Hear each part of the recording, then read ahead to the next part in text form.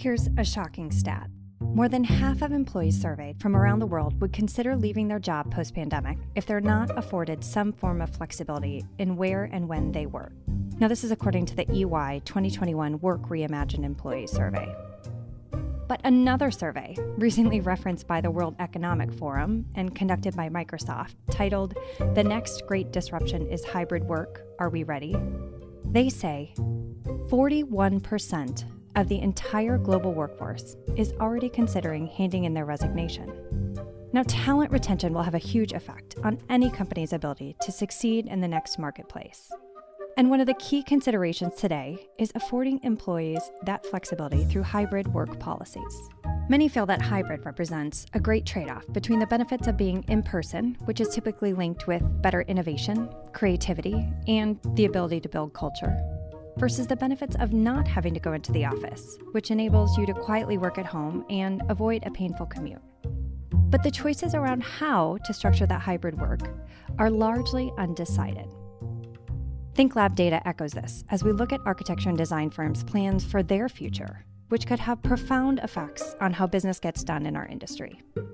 At the time of recording, which is summer 2021, we believe less than 25% of architecture and design firms are fully back in the office full-time, and that many remote and flexible practices learned from 2020 are actually here to stay.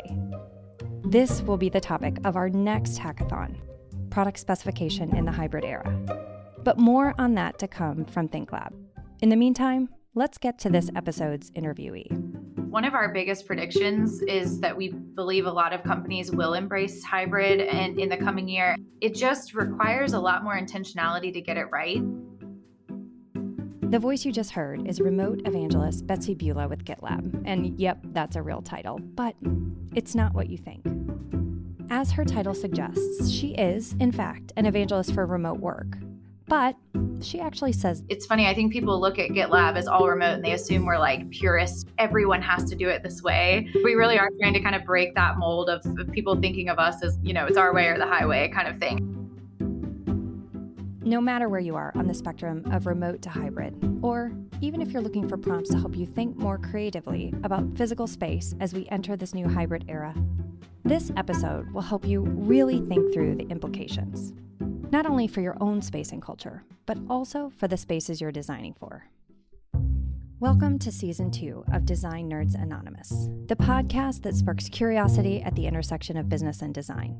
I'm your host, Amanda Schneider, founder and president at Gitlab, the research division of Sandow Design Group and sister company to media brands you know and love like Interior Design, Metropolis, Luxe, and more. At Gitlab, our passion is sharing inspiration for your business, fuel for your design process, and connections with people and ideas for positive disruption. So, thanks for listening. We're glad you're here.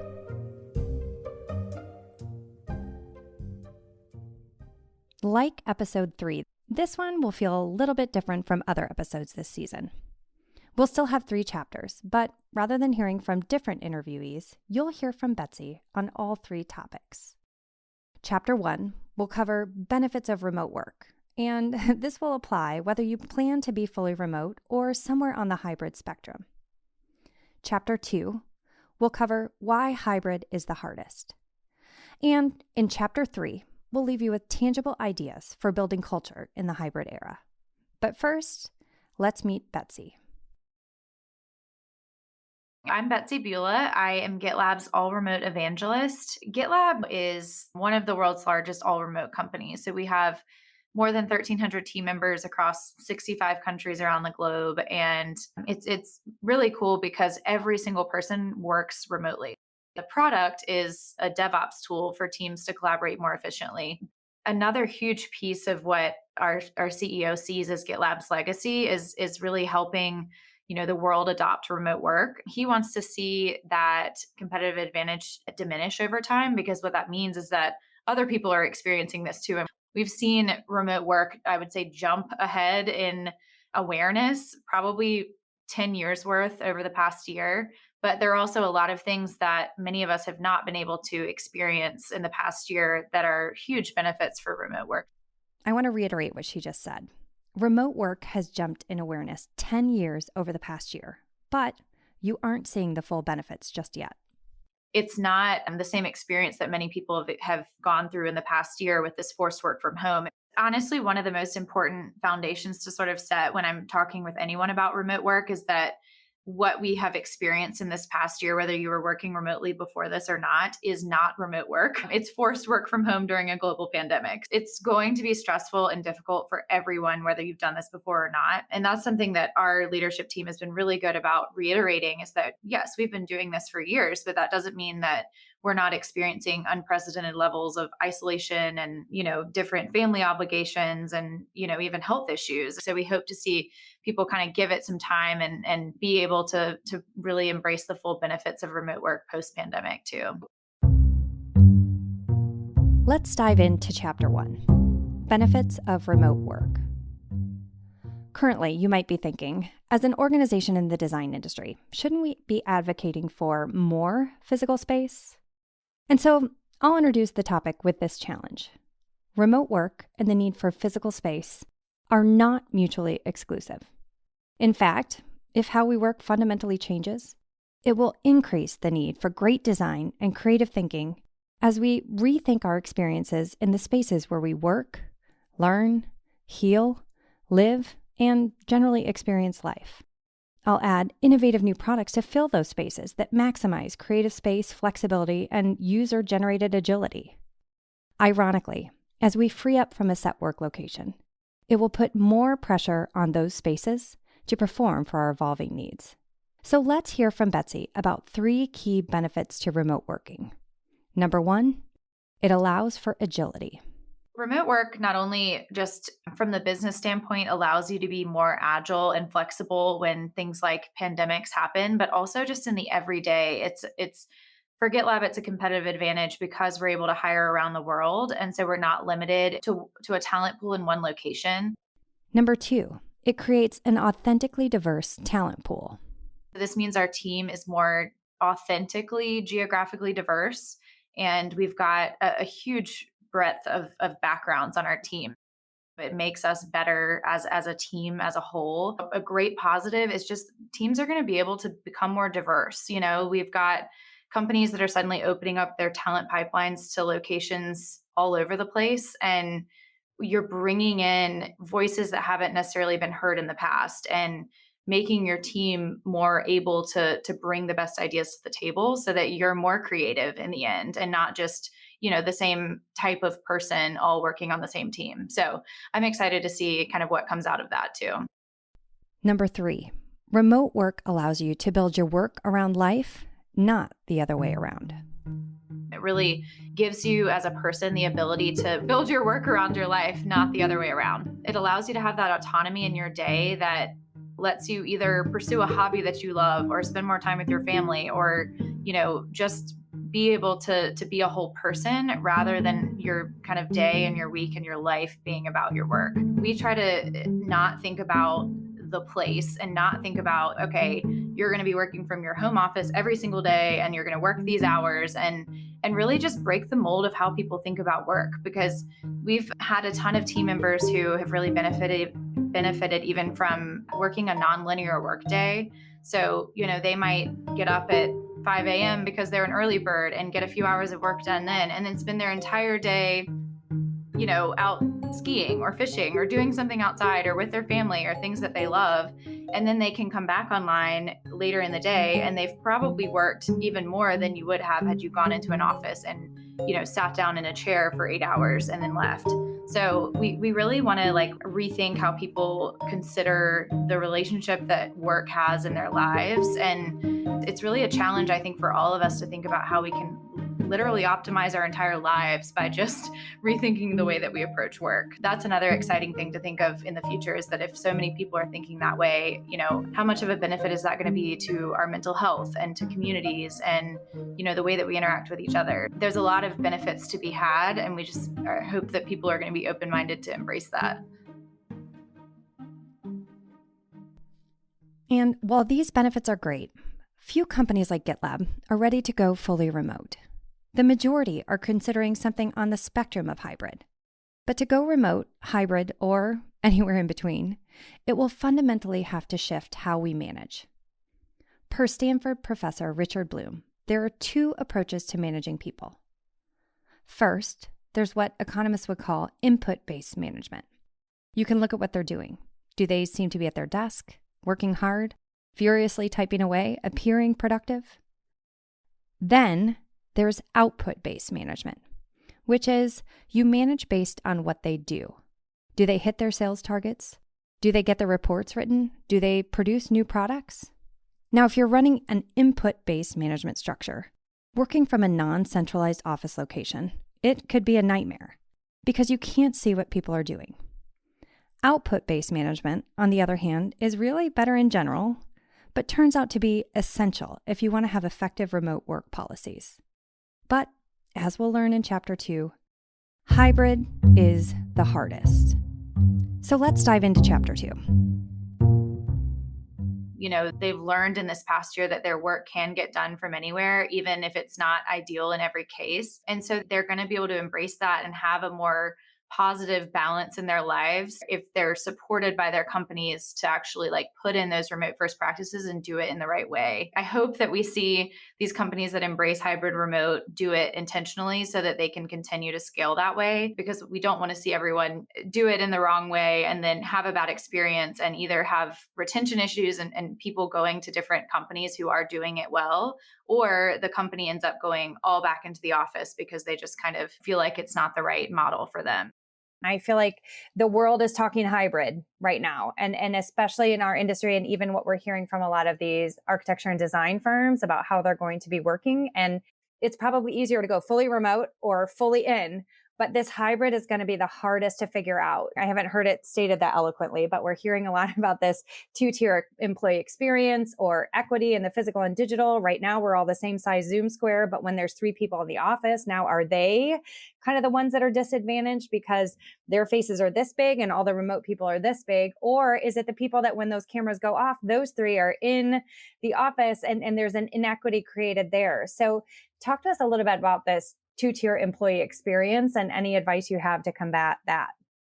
One of our biggest predictions is that we believe a lot of companies will embrace hybrid and in the coming year. And it just requires a lot more intentionality to get it right. Let's hear 3 suggestions Betsy has for companies that are trying to go hybrid. Number 1, get intentional and think ahead. It is possible to get it right. I just think we need companies that are going to embrace that to really think it through now and look at what those pitfalls are and try to address them ahead of time instead of kind of just trying to replicate the exact same culture and experience that you had when you were all in the office most days, but doing it where you have some people coming in and you may, some companies I think are even saying, okay, you can have 2 days a week where you work remotely. But that really it cripples employees from being able to do things like relocate for better quality of life or, to be able to travel full time if they wanted to do that instead. Number 2, document your culture. If you are embracing a hybrid organizational structure, we suggest things like making sure that you have documented your culture and actually are authentic about what that culture is, whether or not the person is in the office. Because if you have a culture or hiring process, for example, based on things like what it's like to be part of the in-office team every day, and then you're hiring someone remotely, you're going to give them kind of an inauthentic view of what it's actually like to work for your company. And then you experience things like retention issues once they're on board, and it's not actually what they experience in real life. I would say to avoid kind of having those 2 sets of teams, get the leaders out of the office, document the culture, choose the right tools, and then really you have to kind of go from there and iterate and see what's going to work for you. Number 3, and one that has huge implications on physical space, create equitable benefits. Another thing that we really want teams that are trying to embrace hybrid to think through is how you even create equitable benefits. For example, if your office had a gym in it, then how do you match that benefit for someone who works remotely full time or most of the time?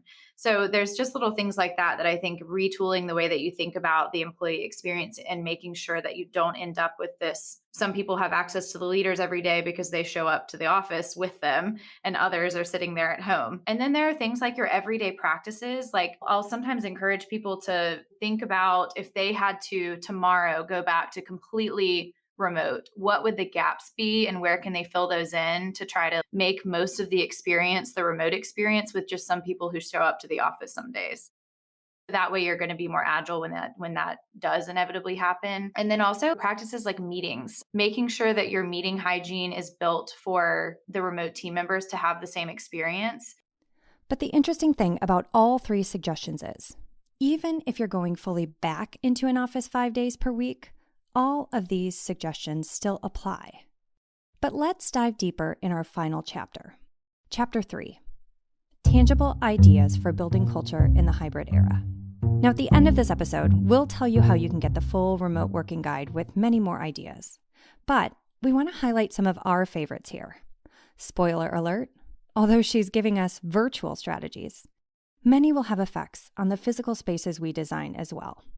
This first one, you heard a bit about from Noah Waxman with Cactus Design in episode 4 this season. Leverage asynchronous communication. We have really leaned in on things like our practice of asynchronous communication, which has been huge for our team this year. For people who have not worked asynchronously before, it's really the art of leaning more on documentation when you can to move work forward instead of having to rely always on a meeting. And so I think what a lot of companies did right when the pandemic started is they sort of took this immediate shift of basically replicating everything that would have happened in person and tried to make it virtual. And so it was just this recipe for Zoom fatigue and burnout and disaster because you really can't do that and have that scale for the long haul. We default to asynchronous communication, but there's really a happy medium that you have to reach between synchronous and asynchronous to be most efficient. Oftentimes, for example, we try not to have unnecessary meetings that could happen if you can document something in a project tool or in a central place like our company handbook, which you can find, it's public and anyone can access it. We try to document there and then avoid having meetings for everything. But also is a huge benefit to having a meeting to do things like kick off a project or just for relationship building. So we try to find that balance of maybe you have a synchronous meeting or call to kind of build rapport with the team that you're working with. And then you can discuss as a group, how do we want to handle this going forward? Should we work on X, Y, and Z asynchronously and then come back together at this later point? Having that balance removes you from having all these conversations about, wow, that meeting could have been an email, which people have talked about for years and never really done anything about it. So asynchronous communication and a heavy level of documentation enables that. Really, the foundation of it is that documentation, documenting everything from how you communicate with one another, what your culture is, how you want to be known externally, how you want to communicate with your clients. Having that all written down is going to help you actually be able to have fewer meetings.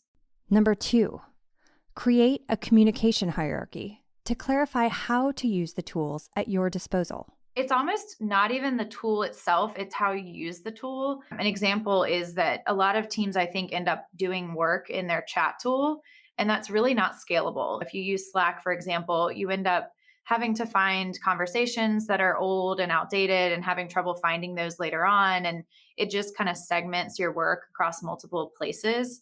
So what we suggest is actually repurposing your chat tool for informal communication. We have public channels for almost anything under the sun, whether it's like dogs, for parents, travel. We have one that's called Juice Box Chat so that people's kids can get together. So I would just kind of challenge people to rethink how you use your tools and make sure that you're doing it in a way that's not, where you have one team that operates in this tool and the other uses this project tool. And for people who are curious how Gitlab does this, you're welcome to find our handbook page on it. If you search Gitlab communication, you'll find a lot of the ways that we've documented how we use Slack and the Google Suite and Zoom and how they kind of all work together. Number 3, and my favorite, as it really may help us think more creatively about how to redesign space for when we do gather. remove the office from the equation. This one's difficult because I think it's different for every company. For Gitlab, we, first of all, will tell you that there is, just like synchronous and asynchronous, there's a balance between in-person meetings and virtual meetings that is most effective. We will not tell you that we think you should do everything remote. We also try to encourage people to really remove the office from the equation and rework their thinking about how they collaborate and get work done. I think if you are focused on the fact that you've always used a whiteboard, for example, for collaboration, a lot of our designers historically had done that in previous companies. But if you kind of rethink that and strip back the layers of what you're hoping to achieve from that session, and then figure out ways that, okay, we're operating asynchronously or we're operating virtual. Are we still achieving those same outcomes, even if it's different than what we're used to? Some of it is kind of breaking your comfort zone of what you've always done and rethinking it in a different way where you're still going to reach that same outcome. In fact, it might even be more inclusive of other people and different learning styles. It's certainly more scalable because you're able to actually document what you're whiteboarding instead of just having it erased after the meeting. We try to encourage people to think of the office as just another venue to get work done. If you're going to be a hybrid team and you're planning to still keep your office space, try to, again, focus on how the work will get done and how your team will communicate with each other and not where. So if you actually remove that where from the equation, then whether you go back into the office or you go hybrid or you go all remote, the work can still get done and people know how it operates no matter where they're actually physically sitting that day. So we've encouraged companies to, if they're going to keep the office, to think of it as just that, just like someone's home, it is another venue where they've chosen to work for that day. If the culture of your company is not based on that physical space, then you're able to have that hybrid team work more effectively and not create sort of the two-tier employee experience that I think some hybrid teams are going to face this year. With a hybrid team, making that experience better, we encourage them to really get leaders out of the office because that demonstrates a commitment to remote work. Document your culture so that new people coming in and current team members can remember how you want to see people act. And then figuring out all those tools is really important. Now, I want to address some of the biggest challenges our industry is hearing about in this era of hybrid and remote. I'd say the top three are burnout, creativity, and mentorship. We've already heard from Betsy that one of the reasons we're facing burnout is that what we've experienced over the last year is not true remote work. In addition to childcare issues and health concerns, we've been overly reliant on an overabundance of Zoom meetings without reframing and setting virtual and asynchronous collaboration rules. But let's dive into the other two, creativity and mentorship, and hear what Betsy has to say.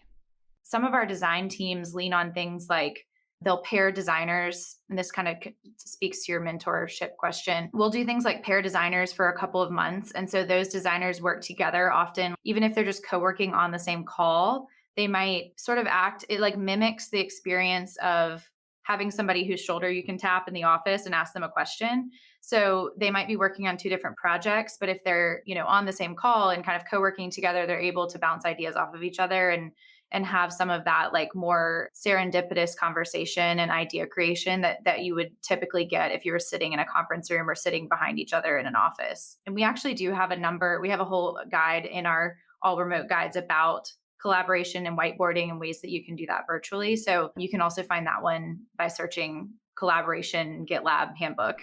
As we bring this episode to a close, let's get to some positive predictions about our future. And one that I think many of you will be exceptionally passionate about, how hybrid work helps us invest in our communities.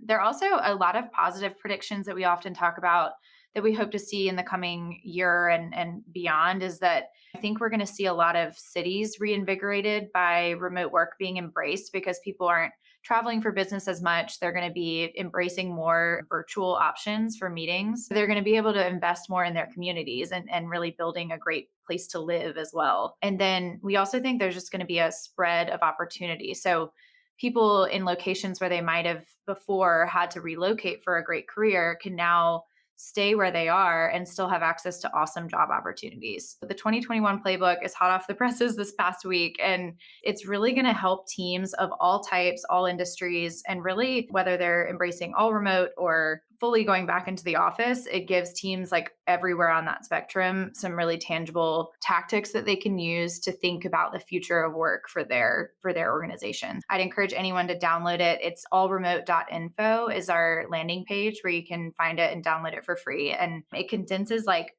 50 plus remote guides that we have on our website that I've mentioned a few times into one resource. So it's a great kind of bite-sized place to start for anyone who just wants to learn more. To close out this episode, I want to thank our Season 2 sponsors, Mannington Commercial and Kielhauer. And we hope you'll join us for next week's episode as we dive into the future of the client experience. But in the meantime, I want to invite you to really consider how this hybrid world may affect the ecosystem that surrounds design. Gitlab is proud to be on the verge of releasing our 2021 Hot Market Growth Report. This annual study aggregates Gitlab research and triangulates insights from other sources, ranging from construction data to leasing trends to economic insights. Then, we translate that to a visually compelling, simple report that highlights 3 key areas. Number 1, hot geographic growth for the coming year. Number 2, hot vertical market growth for the coming year. And number 3, hot product category growth, and that's for our product partners. While 2021 marks our second annual report, our goal is that this report is on your desk as you plan for each coming year. This report is the cornerstone of a new subscription model called Gitlab Insider. Want to know more? Head on over to the Gitlab website at gitlab.design/insider-program, or simply sign up for the Gitlab newsletter to be the first to be informed when the latest version of this annual report launches.